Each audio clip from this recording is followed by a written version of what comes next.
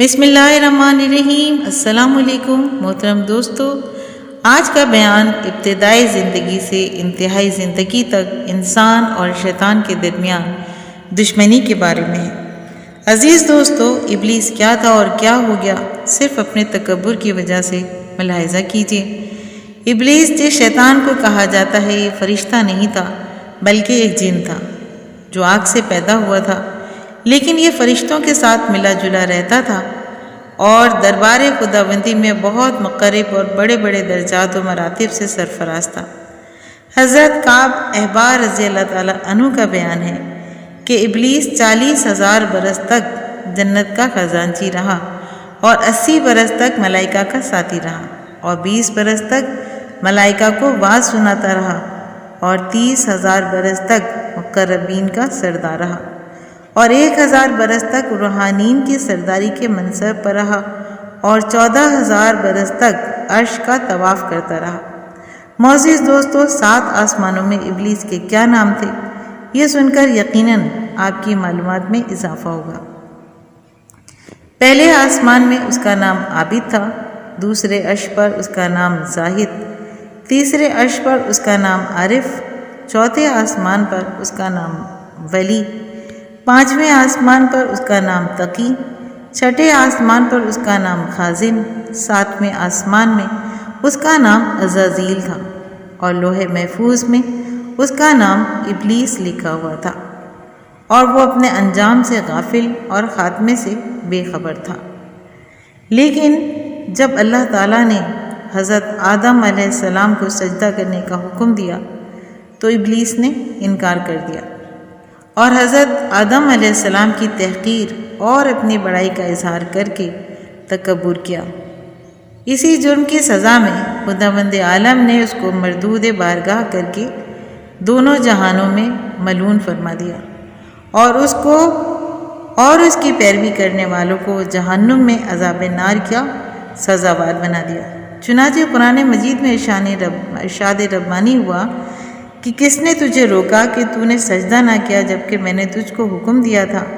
وہ بولا کہ میں آدم سے بہتر ہوں کیونکہ تو نے مجھے آگ سے پیدا کیا اور اس کو مٹی سے بنایا ہے۔ اللہ نے فرمایا کہ تو یہاں سے اتر جا، تجھے کوئی حق نہیں پہنچتا کہ تو یہاں رہ کر غور کرے، نکل جا، تو ذلت والوں میں سے ہے۔ ابلیس بولا کہ تو مجھے قیامت کے دن تک مہلت دے دے۔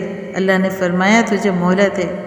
وہ بولا خداوند قسم ہے مجھے، میں ضرور تیرے سیدھے راستے پہ چلنے والے تیرے بندوں کی طاق میں بیٹھوں گا، پھر ضرور ان کے آگے، ان کے پیچھے، ان کے دائیں اور ان کے بائیں سے ان کے پاس آؤں گا اور بہکاؤں گا۔ اے اللہ، اپنے اکثر بندوں کو شکر گزار نہ پائے گا۔ اللہ نے فرمایا اے شیطان، تو یہاں سے نکل جا، تو مردود ہے، میرے بندوں میں سے تیرے کہنے پر جو چلے گا میں ضرور تم سب سے جہنم کو بھر دوں گا۔ روایت ہے کہ شیطان نے آسمان پر 80,000 سال عبادت میں گزارے اور آسمان پر ایک بالش کے برابر بھی کوئی ایسی جگہ نہ تھی جہاں شیطان نے سجدہ نہ کیا ہو، مگر جب تکبر اور عبادت میں غرور کی وجہ سے شیطان پر ذلت کی چادر ڈالی گئی اور اس کی ساری عبادت اس کے منہ پہ مار دی گئی اور اس کے لیے جہنم کا اعلان کیا گیا۔ یہ منظر چونکہ حضرت جبرائیل علیہ السلام دیکھ چکے تھے۔ اور دوستو، دوسرا منظر ملاحظہ فرمائیں۔ ایک دن ہمارے جان محبوب صلی اللہ علیہ وآلہ وسلم بیت اللہ عبادت کے لیے تشریف لے گئے تو آپ نے حضرت جبرائیل علیہ السلام کو روتے ہوئے دیکھا کہ وہ دعا کر رہے تھے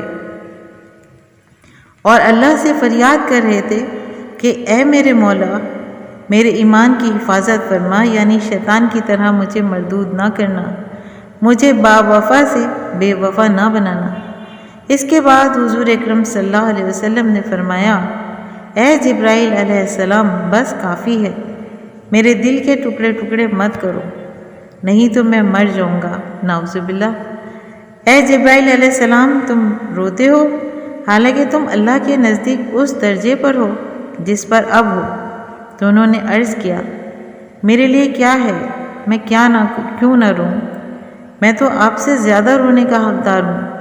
شاید میں اللہ کے علم میں اس حال میں نہ ہوں جس پر اب ہوں۔ میں نہیں جانتا کہ شاید کیا میں اب اس میں مبتلا کیا جاؤں جس میں ابلیس کیا گیا، جبکہ وہ فرشتوں کے ساتھ رہتا تھا، اور میں نہیں جانتا شاید میں اس میں مبتلا کیا جاؤں جس میں ہاروت اور ماروت مبتلا کیے گئے۔ دوستو، ہاروت اور ماروت کے متعلق بھی آئندہ آنے والی ویڈیوز میں تفصیل بیان کی جائے گی۔ محترم دوستو، یہ تو تھا شیطان کے جنت سے نکالے جانے کا مختصر بیان، اور ابلیس نے اللہ رب العزت سے یہ وعدہ کیا تھا کہ وہ قیامت تک اللہ کے نیک بندوں کے دلوں میں وسوسے ڈالتا رہے گا اور ان کے نیک راہ سے گمراہ کرتا رہے گا۔ وہ اللہ کے نیک بندوں کے دلوں میں وسوسے کس طرح ڈالتا ہے، اب اس بارے میں ملاحظہ فرمائیے کہ ایک بزرگ کا قصہ نقل کیا ہے کہ انہوں نے اللہ جل شانہ سے دعا کی کہ شیطان کے وسوسے ڈالنے کی صورت ان پر منکشف ہو جائے، یعنی ظاہر ہو جائے کہ کس طرح ڈالتا ہے۔ تو انہوں نے دیکھا کہ دل کے بائیں طرف کندھے کے پیچھے مچھر کی شکل سے بیٹھا ایک لمبی سی سونڈ منہ میں ہے، جس کو سوئی کی طرح دل کی طرف لے جاتا ہے۔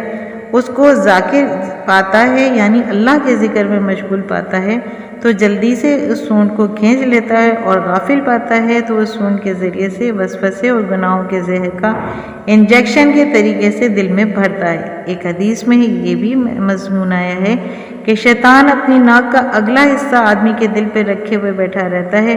جب وہ اللہ کا ذکر کرتا ہے تو ذلت سے پیچھے ہٹ جاتا ہے، اور جب وہ غافل ہوتا ہے تو اس کے دل کو لقمہ بنا لیتا ہے۔ اسی طرح ایک اور واقعہ بیان کیا گیا ہے کہ احیاء العلوم میں لکھا ہے کہ بنی اسرائیل میں ایک عابد تھا جو ہر وقت عبادت میں مشغول رہتا تھا۔ ایک جماعت اس کے پاس آئی اور کہا، یہاں ایک قوم ہے جو ایک درخت کو پوجتی ہے۔ یہ سن کر اس کو غصہ آیا اور کلہاڑا کندھے پر رکھ کر اس کو کاٹنے کے لیے چل دیا۔ اب دوستو دیکھیں شیطان کس طرح اس کے دل میں وسوسہ ڈالتا ہے۔ راستے میں شیطان ایک پیر مرد کی شکل میں ملا اور عابد سے پوچھا، کہاں جا رہے ہو؟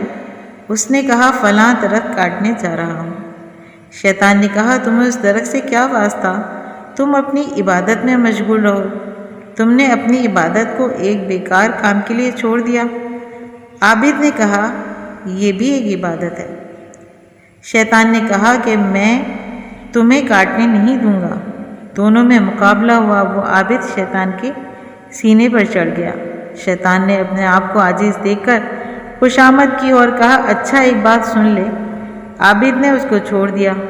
شیطان نے کہا، اللہ نے تجھ پر اس کو فرض نہیں کیا، تیرا اس سے کوئی نقصان نہیں، تو اس کی پرستش نہیں کرتا۔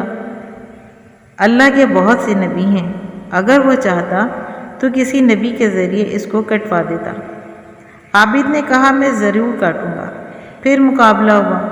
وہ عابد پھر شیطان کے سینے پہ چڑھ گیا۔ شیطان نے کہا، اچھا سن، ایک فیصلے والی بات تیرے نفع کی کہوں۔ عابد نے کہا، کہو۔ شیطان نے کہا، تو غریب ہے، دنیا پر بوجھ بنا ہوا ہے، تو اس کام سے باز آ۔ میں تجھے روزانہ 3 دینار یعنی اشرفیاں دیا کروں گا، جو روزانہ تیرے سرہانے رکھے ہوئے ملا کریں گے۔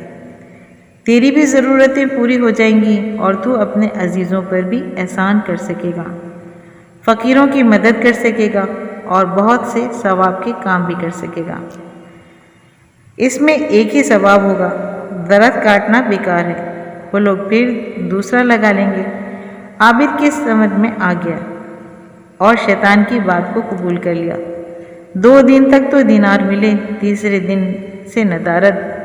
عابد کو غصہ آیا اور کلہاڑی لے کر پھر چلا۔ راستے میں پھر شیطان ملا، پوچھا، کہاں جا رہے ہو؟ عابد نے بتایا کہ اسی درخت کو کاٹنے جا رہا ہوں۔ شیطان نے کہا کہ تو اس کو نہیں کاٹ سکتا۔ دونوں میں پھر جھگڑا ہوا۔ اس بار شیطان غالب آ گیا اور عابد کے سینے پر چڑھ گیا۔ عابد کو بڑا تعجب ہوا۔ شیطان سے پوچھا، یہ کیا بات ہے کہ تو اس مرتبہ غالب ہو گیا؟ تو شیطان نے کہا، پہلی مرتبہ تیرا غصہ خالص اللہ کے واسطے تھا، اس لیے اللہ جل شانہ نے مجھے مغلوب کر دیا تھا۔ اس مرتبہ اس میں دیناروں کا دخل تھا، اس لیے تو مغلوب ہوا۔ حق یہ ہے کہ جو کام خالص اللہ کے واسطے کیا جاتا ہے اس میں بڑی قوت ہوا کرتی ہے۔ محترم دوستو، ہم نے دیکھا کہ شیطان کس طرح اللہ کے نیک بندوں کے دلوں میں وسوسے ڈالتا ہے اور کیسے انہیں سیدھے راستے سے بہکاتا ہے۔ نبی کریم صلی اللہ علیہ وآلہ وسلم کا اس بارے میں ارشاد ہے کہ اللہ کے ذکر سے بڑھ کر کسی آدمی کو ایسے وسوسوں اور شیطان کے شر سے محفوظ اور عذاب قبر سے نجات دینے والا کوئی اور عمل نہیں ہے جو کرتا ہے چھپ چھپ کے اہل جہاں سے، کوئی دیکھتا ہے تجھے آسمان سے۔ تو دوستو، اگر ہم شیطان کی باتوں میں آ گئے تو اللہ کی نافرمانی کی ہی طرف جائیں گے۔ اس طرح شیطان اپنا وعدہ پورا کرے گا۔ تو کیا ہم مسلمان ہو کر اللہ کی ناراضگی کی طرف جانے والے راستے کو پسند کریں گے؟ یقیناً نہیں۔ اللہ ہمیں شیطان کے شر سے محفوظ فرمائے اور شیطان کو اس کے ناپاک ارادوں میں ناکام فرمائے، آمین۔ محترم دوستو، اگر آپ کو آج کا بیان پسند آیا ہو تو اپنی بہن عائشہ خان کی حوصلہ افزائی کیجیے، اور اگر کوئی کوتاہی ہوئی ہو اس بیان میں تو میری اصلاح کیجیے گا، مجھے خوشی ہوگی۔ اور اپنے فضائل اسلام چینل کو لائک، سبسکرائب کیجیے اور ساتھ لگے بیل آئیکن کو پریس کیجیے تاکہ آنے والی نئی ویڈیوز آپ کو سب سے پہلے ملے۔ شکریہ۔